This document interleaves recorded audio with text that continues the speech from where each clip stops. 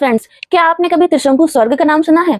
आज हम जानेंगे एक ऐसे राजा की कहानी जिन्होंने देवी देवताओं को चुनौती देने का साहस किया और उनकी इसी जिद से एक नया स्वर्ग बना जिसका नाम था त्रिशंकु स्वर्ग। अयोध्या में सूर्यवंश के एक प्रतापी राजा थे सत्यव्रत। वे दयालु, न्यायप्रिय और प्रजावत्सल थे। जब वे वृद्ध हुए तो उन्होंने अपने पुत्र हरिश्चंद्र को पूरा राज सौंप दिया, लेकिन उनके मन में एक ऐसी इच्छा हुई जिसने उनके जीवन की दिशा ही बदल दी। वह मृत्यु के बाद नहीं, बल्कि वह शरीर के साथ जीवित रहते हुए स्वर्ग जाना चाहते थे। राजा सीधे अपने गुरु महर्षि वशिष्ठ के पास पहुंचे। उन्होंने कहा, गुरुदेव, मैं शरीर के साथ स्वर्ग जाना चाहता हूँ। गुरुदेव ने बोला, राजन, ये कैसी बात करते हो? कोई भी जीव शरीर के साथ स्वर्ग नहीं जाता है, ना ही जा सकता है। मृत्यु के बाद ही जीव स्वर्ग को जाता है। राजन, यह प्रकृति के नियमों के विरुद्ध है। लेकिन सत्यव्रत ने यह आज्ञा स्वीकार नहीं की, उनकी इस बात को नहीं माना और बार बार आग्रह करते रहे।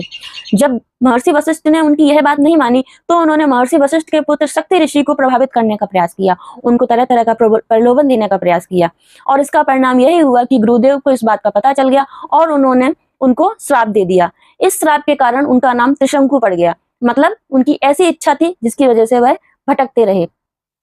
इस प्रकार राजा का सम्मान गया और वे भटकने लगे। भटकते भटकते वे महर्षि विश्वामित्र के पास पहुंचे। विश्वामित्र और महर्षि वशिष्ठ में आपस में अनबन थी, उनकी आपस में नहीं बनती थी। इस बात का फायदा उठाते हुए विश्वामित्र ने कहा, मैं तुम्हारी इस इच्छा को जरूर पूरी करूंगा, और वह त्रिशंकु की शरीर के साथ स्वर्ग जाने की इच्छा को पूरा करने के लिए तैयार हो गए। जब महर्षि विश्वामित्र ने त्रिशंकु से कहा कि तो मैं शरीर के साथ स्वर्ग पहुंचा सकता हूँ, तो उनके मन में इच्छा जाग उठी और उनकी यह इच्छा पुनः जीवित हो उठी कि उनको शरीर के साथ स्वर्ग जाना है। त्रिशंकु की इस इच्छा पूर्ति के लिए विश्वामित्र ने एक महान यज्ञ किया। अपने तप, मंत्र और योग शक्ति से उन्होंने त्रिशंकु को ऊपर भेजना शुरू किया और त्रिशंकु धीमे धीमे ऊपर की ओर जाने लगे। पृथ्वी छोटी होती गई, बादल पीछे छूटते गए। तभी त्रिशंकु एक ऐसी जगह पहुंचते हैं जहां स्वर्ग का द्वार आता है। जब त्रिशंकु स्वर्ग के द्वार पर पहुंचे तो देवराज इंद्र ने यह दृश्य देखा और वह चकित रह गए। उन्होंने बोला, यह प्रकृति के नियमों के विरुद्ध है। यदि मनुष्य शरीर के साथ स्वर्ग आने लगेगा तो सारी व्यवस्था नष्ट हो जाएगी, इसीलिए यह नहीं हो सकता है। उन्होंने फिर से त्रिशंकु को नीचे की ओर धकेल दिया और त्रिशंकु तेजी से नीचे की ओर गिरने लगे।